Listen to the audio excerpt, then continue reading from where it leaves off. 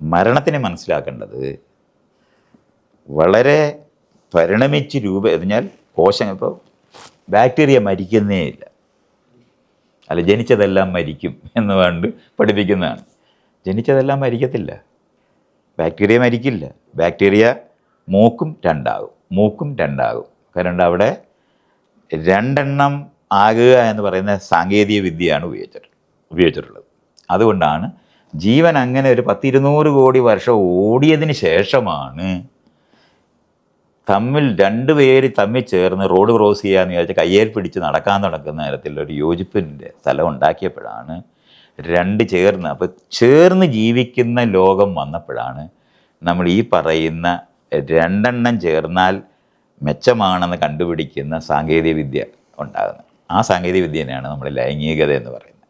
അപ്പോൾ രണ്ടെണ്ണം ഉണ്ടായി രണ്ടിനേക്കാളും മെച്ചപ്പെട്ട മൂന്നാമതൊന്നിനെ ഉണ്ടാക്കാൻ, ഇതിൽ നിന്ന് ഗുണപരമായും വ്യത്യസ്തപ്പെട്ടത് ഉണ്ടാക്കാൻ കഴിയുമെന്ന് കണ്ടുപിടിക്കുന്നതോടാണ് നേരത്തെ തമ്മിൽ ചേർന്നുണ്ടായതിന് പിൻവാങ്ങുന്ന യുക്തി ലോകത്ത് വരുന്നത്.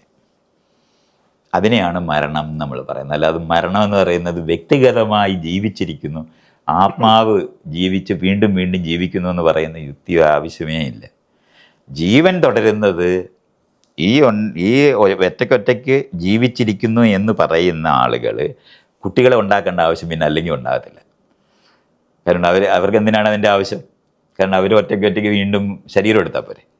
എന്തിനാണ് കുട്ടികളിലൂടെ ജീവിക്കുന്നവരായി നമ്മൾ മാറിയത് കൊണ്ടാണ് മരണം എന്ന് പറയുന്നത്. മരണം വളരെ സ്വാഭാവികമായ പിൻവാങ്ങൽ മാത്രമാണ്.